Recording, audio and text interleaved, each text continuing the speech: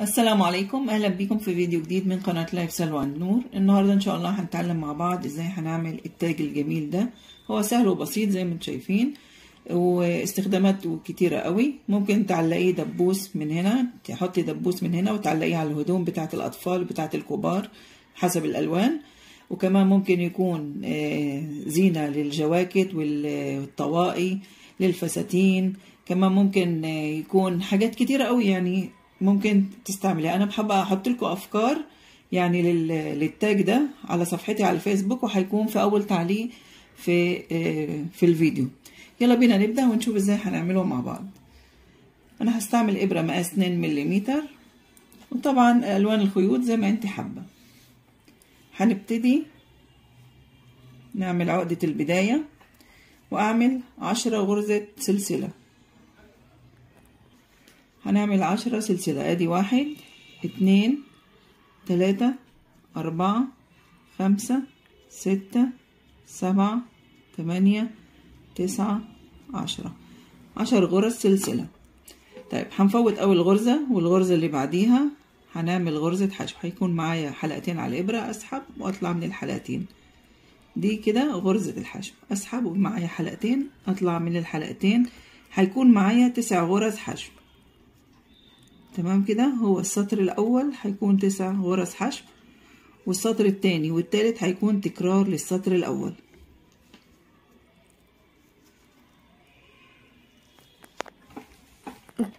زي ما انت شايفه كده انا معايا هنا 9 غرز حشو. السطر التاني هرتفع سلسله، هداير الشغل، وفوق كل غرزه حشو نعمل غرزه حشو. هيبقى معايا المجموع برضو 9 غرز حشو. ادي السطر التاني، وده السطر التاني من غرز الحشو، وهنا معانا 9 غرز.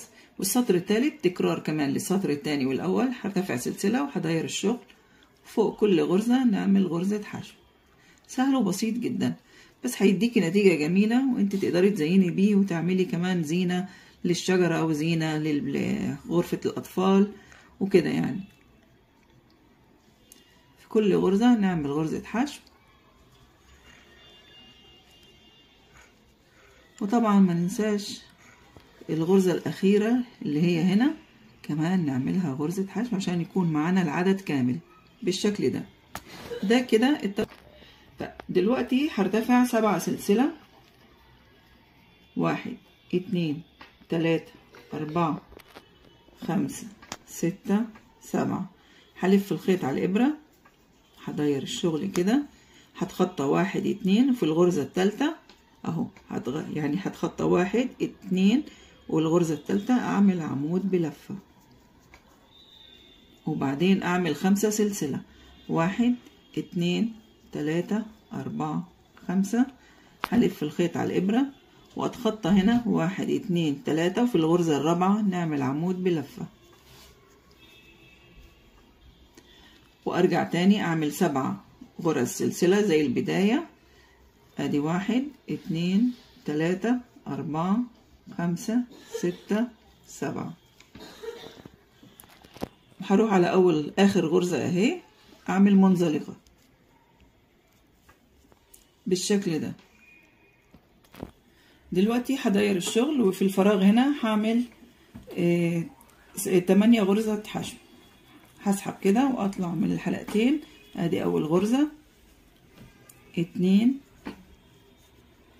3 4 5 6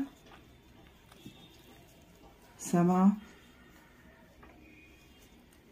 8 غرز حشو في الناحية الأولى. هروح على الفراغ التاني هنا، هعمل 3 غرزة حشو، 3 سلسلة وغرزة بيكو، 3 غرزة حشو. ادي 1 2 3، وبعدين هرتفع 3 سلسلة. 1 2 3. هروح هنا على الغرزة هنا، اطلع من الحلقتين دول كده، اسحب واعمل منزلقة، ودي كده غرزة البيكو، واكمل هنا وارجع على نفس الفراغ اعمل 3 غرزة حشو. 1 2 3. يعني هنا عملنا 3 حشو، 3 سلسلة غرزة بيكو، 3 حشو. وهنا الفراغ الأخير هعمل 8 غرزة حشو زي البداية. ادي 1 2 3 4 5 6 7 8. واروح هنا على اول غرزة اسحب واعمل منزلقة، واروح على الغرزة اللي بعديها عشان أأمن الشغل واعمل منزلقة تاني بالشكل ده. خلاص هنقطع الخيط، اسحب. شايفين سهلة وبسيطة جدا. طبعا الخيوط دي هنخفيها من الخلف كده، وانتي عايزة تحطيها على توكة، عايزة تحطيها، انا حطيلك افكار كتيرة جدا على صفحتي، هحط اللينك بتاعها في اول تعليق وكمان في صندوق الوصف. اتمنى يكون الفيديو سهل عليكم، وهو سهل جدا الصراحة وجميل وسهل. واستنوني ان شاء الله في فيديو جديد، والسلام عليكم ورحمة الله وبركاته.